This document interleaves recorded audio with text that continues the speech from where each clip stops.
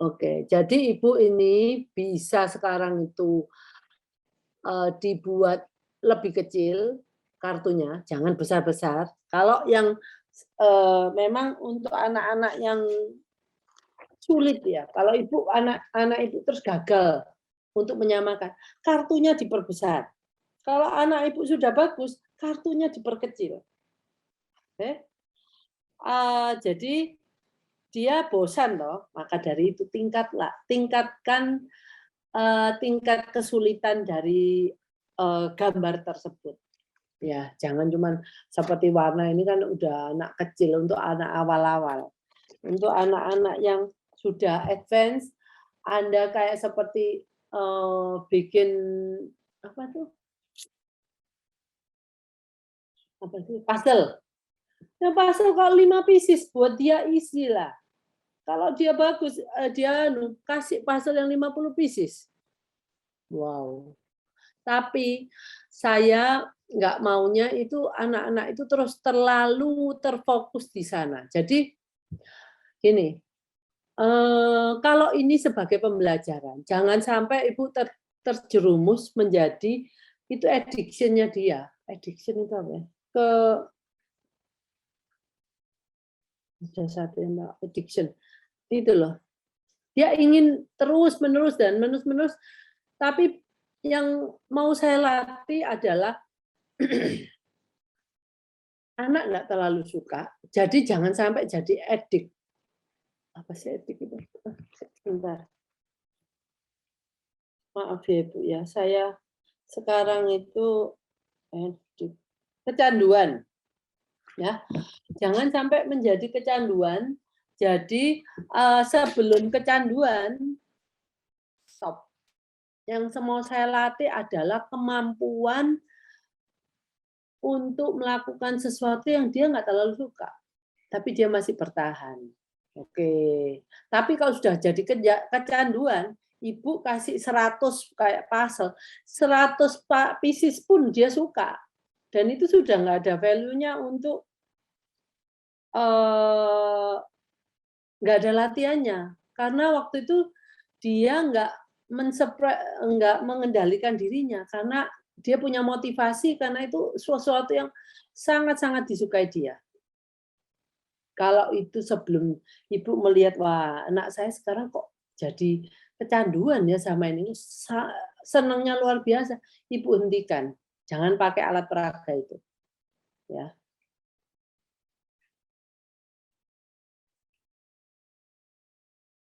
BDK itu apa ya? Bentuk, oh enggak, Bu Lorenzo, ini Anda kalau untuk sesi menyamakan warna, ya warna, bentuk, ya bentuk. Kalau anak Anda masih sulit, ya warna dulu. Warna itu paling gampang.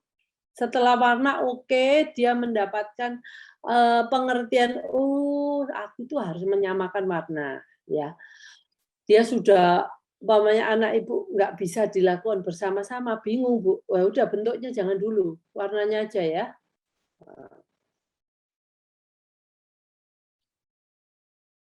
Oke, kayaknya oke. Saya ini siapa Bu? Ecel. Saya stop TV di rumah itu baik. Tapi kalau Ibu bisa mengambil keuntungan dari multimedia itu sebenarnya baik juga. Asal ada anak enggak terus dilepas untuk mengoperasikan itu. Jadi Ibu yang kita take and give itu. Jadi mungkin oke, kita lihat yuk. Sekarang kita lagi ngomong buah-buahan. Oke, kita lihat buah-buahan itu apa saja. Kita Google kan buah-buahan keluar banyak. Wow, ini buah-buahan banyak. Mungkin untuk melengkapi supaya menjadi lebih banyak yang kita perhatikan. Buah itu nggak taunya nggak cuman yang dia tahu apel, pir, atau apel, jeruk. Biasanya kan apel, jeruk, nanas. Ada yang namanya pir. Oke. ini pir ya, kita lihat gambarnya dulu. Terus besok kita ke supermarket beli buah pir, dia mungkin nggak pernah seumur hidup makan buah pir. Nah ini kan pengenalan. Jadi ibu bisa jalan, oke aku besok mau beli buah pir 1 untuk anak saya. Atau saya beli bermacam-macam buah pir. Oh ini buah pir ya. Nah itu apa namanya, itu juga salah satu bentuk yang bisa apa namanya, cocok. Yang kita sebagai tempat terapi kadang-kadang sulit untuk menyediakan semua benda yang kita perlukan, yang real. Tapi kalau kita order ke orang tua juga belum tentu dipakai, diberi. Jadi karena program anak-anak itu berbeda-beda, akhirnya kita kesulitan untuk menyediakan. Nah, saya ngomong ke orang tua, coba tolong bisa belikan ini dan ini enggak. Nanti bisa dibawa pulang, dipakai lagi di rumah. Nah, tapi kadang-kadang ya orang tua ya ada yang repot, jadi mereka tidak bisa memenuhi permintaan kami. Oke.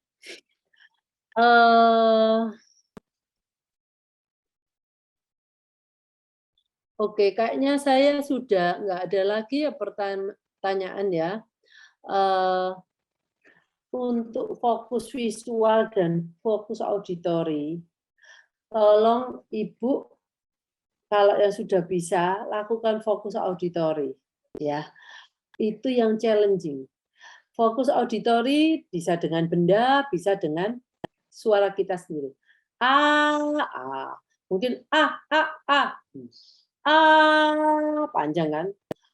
Terus lagi yang setelah itu bisa ditambahin ritmenya.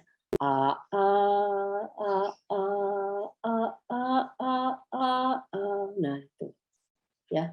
Saya percaya dari pertemuan kali ini masih ada yang bisa Ibu atau Bapak pakai untuk membuat fokus visual dan fokus auditorinya semakin sensitif. Sensitif itu dalam arti bukan menutup. Semakin dia, ada sedikit ini aja, anak saya tahu itu berbeda. Seperti anak saya belajar piano itu, dia tuh telinganya sensitif terhadap not nada. Jadi dia seperti orang, kalau dia kan juga les vokal. Tiap penyanyi, dia menyanyikan lagu dari seorang penyanyi yang sudah ngetop, dia tahu tuh mulainya dari sol. Tetapi guru vokalnya bilang, kalau kamu mulai dari sol, mungkin kamu ketinggian nanti suaranya. Jadi dia akan mulai dari not yang lain. Dan dia bisa tahu, dia ngomong, enggak, sol, sol. Saya pun nggak bisa. Jadi, ya itulah, kalau kita melatihkan sesuatu yang seperti itu nanti akan mempermudah dia membentuk kosakatanya. Dan juga jangan lupa kosakata yang sudah bisa, kalau satu udah bisa, kita juga membuat memorinya jauh lebih besar.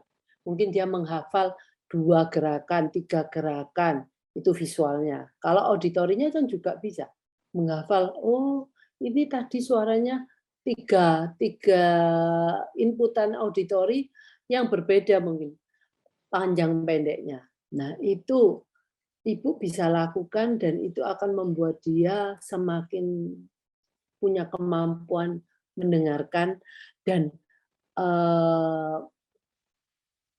tidak cuma mendengarkan satu, juga lebih dari satu, karena nanti pada waktu identifikasi kita akan bicara dengan kata-kata yang mungkin satu kata, satu suku kata, 2 suku kata, 3 suku kata, sepeda, bola, ya, ada kayak 4, kemerdekaan, 5, bisa dibayangkan. Jadi ini adalah, Jadi Anda jangan, Ibu dan Bapak jangan menganggap enteng ini adalah latihan untuk menuju kemana. Ibu kalau tahu tujuannya, Ibu akan, saya percaya Anda akan melakukan itu karena tahu tujuannya.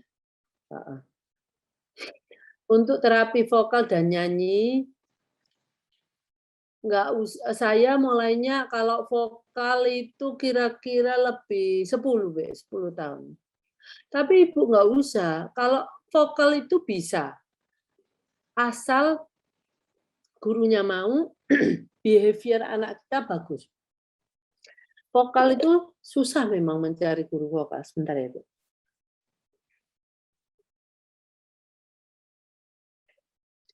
Jadi gini, ini intermezzo aja.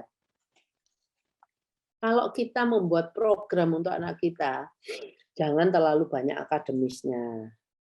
Jadi ada porsi akademis, tapi jangan lupa secara fisik harus bergerak, dan dia juga harus dilatih secara art, seninya juga ada. Jadi 3 macam ini harus ada di program kita. Seperti mau vokal, kalau piano itu dia harus bisa menggerakkan jarinya satu demi satu. Kalau vokal, kalau asal dia bisa menirukan suara dan kata, ikutin. Karena ini bukan soal identifikasi. Nanti dia itu ada anak yang mulai bicara tetapi suaranya tuh flat. Kayak suara robot. Ya. Jadi itu dan vokal bisa dibantu. Selama dia sudah bisa mengeluarkan suara dan kata, mungkin walaupun kosakatanya kurang banyak, nggak apa-apa. Anda juga sudah mulai terapi vokal. Tetapi saya inginnya terapi vokal, guru vokalnya yang mengikuti itu juga harus mengikuti dengan main piano. Jadi pada waktu dia lambat, dia juga akan bermain pianonya lebih lambat. Gitu ya, mengikuti pitch anak.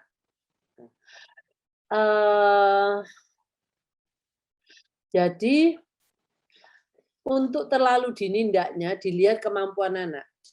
Jadi untuk vokal, dia kan butuh mengeluarkan suara. Ya toh? Nah, dia harus bisa menirukan suara dan kata paling sedikit. Ya. Jadi kalau saya dia bisa suara dan kata, saya oke aja. Yang paling instrumen musik yang paling nggak pakai ada persyaratan itu adalah drum. Drum itu motorik kasar. Anda bisa lakukan itu nggak usah menunggu apa-apa. Ya. Jadi kalau piano memang Anda bisa nggak sukses kalau dia belum siap ininya, dan hand and eye coordination-nya mungkin kurang. Nah, itu Anda bisa merasakan gini loh, orang tuanya kalau Anda mau menunggu dan gurunya juga mau berjuang, itu hasilnya masih bisa kok. Tapi dengan catatan, kita harus latih di rumah. Karena les piano cuma seminggu sekali. Nah, gitu. Oke. Kayaknya terus ada. Kayaknya. Oke. Sudah selesai untuk acara, nggak ada pertanyaan lagi. Saya tutup untuk hari ini ya Bu, Ibu. Saya dari semua orang tua yang sudah mengikuti ini, saya harap informasi saya bisa menjadikan Ibu tambah tahu apa yang harus dilakukan untuk mencapai target kita. Nggak bisa kita langsung terjun ke medan perang itu tanpa kita punya preparasi, punya latihan atau skill-skill yang harus dipunyai oleh anak Ibu. Oke, jangan berputus asa. Kita semua